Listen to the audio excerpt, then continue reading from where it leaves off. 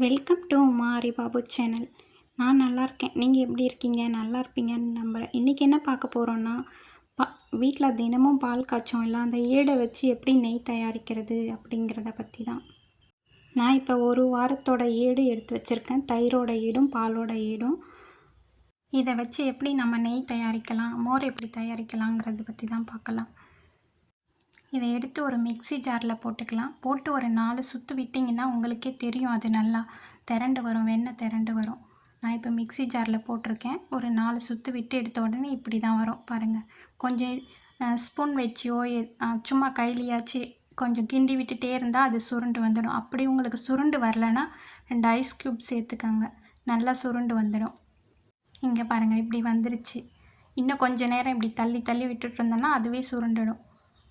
நான் இதில் கொஞ்சம் கலக்க முடியல சரியாங்கிறதால எடுத்து இன்னொரு பாத்திரத்தில் எடுத்து யூஸ் பண்ணிக்கிறேன். பாருங்கள், நல்லா திரண்டு வந்துருச்சு.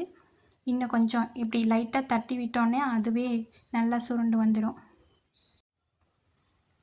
நல்லா வந்தாச்சு.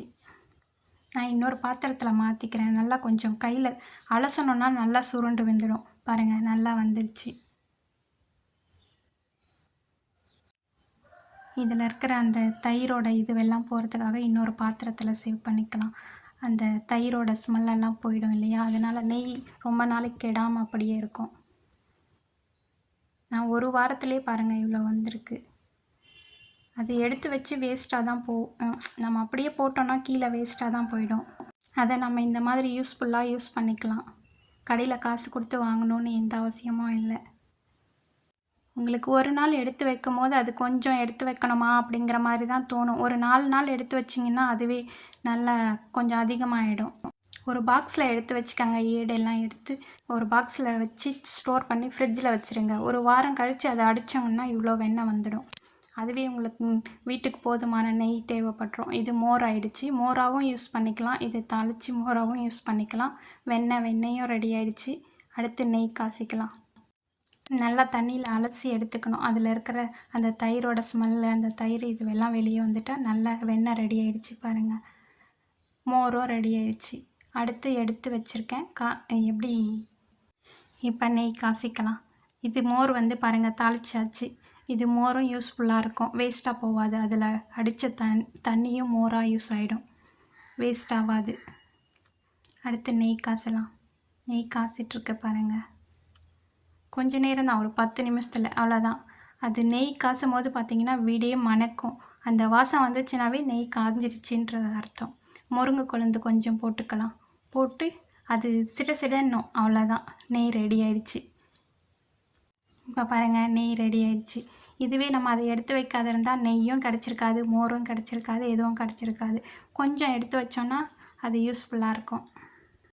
அவ்வளோதான், நெய் ரெடி ஆயிடுச்சு. அவ்வளோதான், ரெடி ஆகிடுச்சு பாருங்கள். அதிகமாக கஷ்டப்படுற வேலை கூட கிடையாது. அவ்வளோதான். எனக்கு 1/4 லிட்டருக்கு மேலே நெய் வந்திருக்கு. 250 ml மேலே வந்திருக்கு.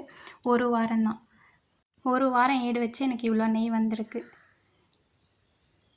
நீங்களும் யூஸ் பண்ணி பாருங்கள். வீடியோ பிடிச்சிருந்தா லைக் பண்ணுங்கள், கமெண்ட் பண்ணுங்கள். சுத்தமான பசு நெய் ரெடி ஆகிடுச்சு. வீட்டிலையே ஒரே பொருளை வச்சு நம்ம வாங்குகிற ஒரு பால் வச்சு ஈஸியாக ரெடி ஆகிடுச்சு. முன்னாடியெல்லாம் பார்த்திங்கன்னா இதை வச்சு இந்த நெய் காசுனதும் வேஸ்ட் ஆகாது. இதில் ராகி மாவு, வெல்லுமெல்லாம் சேர்த்து, நாட்டு சக்கரையெல்லாம் சேர்த்து சாப்பிடுவோம் சின்ன வயசில். நல்லாயிருக்கும். இப்போ இருக்கிற பசங்க எங்கே சாப்பிட்றாங்க? அதையும் ட்ரை பண்ணி பாருங்கள், அதுவும் சூப்பராக இருக்கும். எனக்கு நெய் ரெடி ஆகிடுச்சு.